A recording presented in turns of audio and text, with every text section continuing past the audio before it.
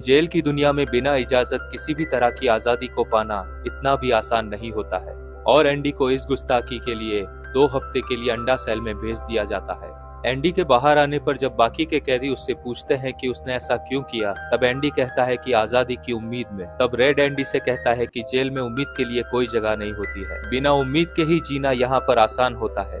तब एंडी कहता है कि जैसे ब्रुक्स जीता था, और इसका जवाब रेड के पास नहीं होता है। और अपनी उम्र कैद के 30 साल होने पर रेड को एक बार फिर से अपनी पैरोल के लिए अपील करने का मौका मिलता है, लेकिन अब तक रेड इतना टूट चुका है कि उसके चेहरे पर कोई भी उम्मीद नजर नहीं आती, और होता भी बिल्कुल वैसा ही है। एक बार फिर से उसकी अपील रिजेक्ट कर दी जाती है, लेकिन एंडी ने रेड की रिहाई की उम्मीद में एक तोहफा लिया था। वो तोहफा एक माउथ ऑर्गन होता है, और रेड को एंडी का ये तोहफा बहुत पसंद आता है, जिसके बदले में रेड एंडी को उस वक्त की मशहूर एक्ट्रेस मार्लिन मनरो का एक बड़ा सा पोस्टर गिफ्ट करता है। और साल आता है 1959, जहां स्टेट प्रिजन द्वारा एंडी की लिखी गई चिट्ठियों के जवाब में सालाना $500 का फंड मंजूर कर दिया जाता है, और एंडी उस फंड से जेल की लाइब्रेरी को पूरी तरह से बदल देता है। लेकिन जेल में एंडी ये सब यूं ही नहीं कर पा रहा।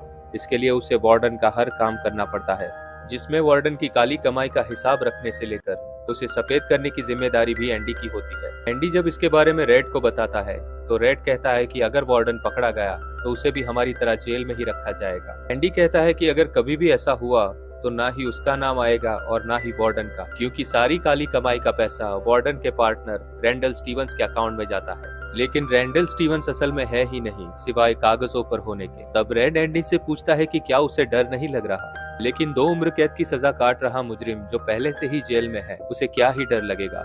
एंडी रेड से कहता है कि ये सब वो अपनी लाइब्रेरी के लिए कर रहा है। जेल में लाइब्रेरी होने की वजह से पुराने और नए कैदी अपनी स्कूल का डिप्लोमा पूरा कर पा रहे हैं। और तभी 1965 में टॉमी विलियम्स नाम का एक कैदी चोरी के इल्जाम में शॉशैंक में आता है। टॉमी को महज 2 साल की जेल हुई है, और टॉमी एक मजाकिया नौजवान है। टॉमी जब एक दिन डींगे हाँकते हुए अपने चोरी के किस्से सुना रहा होता है, तब पता चलता है कि टॉमी अक्सर चोरी करते हुए पकड़ा जाता है। तब एंडी टॉमी को सुनाते हुए कहता है कि वो अच्छा चोर नहीं है, उसे कुछ और काम कर लेना चाहिए। और एंडी की ये बात टॉमी पर असर कर जाती है, और टॉमी एक दिन अपने बीवी बच्चों का सोचते हुए एंडी से अपने हाई स्कूल का डिप्लोमा पास करने के लिए उसकी मदद मांगता है। और एंडी जहां एक पत्थर को तराशकर एक शानदार आकृति देने में माहिर था, वहीं टॉमी तो फिर भी एक इंसान था। और साल भर में जहां टॉमी अपने डिप्लोमा की तैयारी पूरी कर पाता, वहीं एंडी की दीवार पर रकेल वेल्च ने जगह बना ली थी। और यूं ही एक दिन जब रेड टॉमी को एंडी की कहानी सुनाता है, तब टॉमी बताता है कि वो उसकी पत्नी के कातिल को जानता है।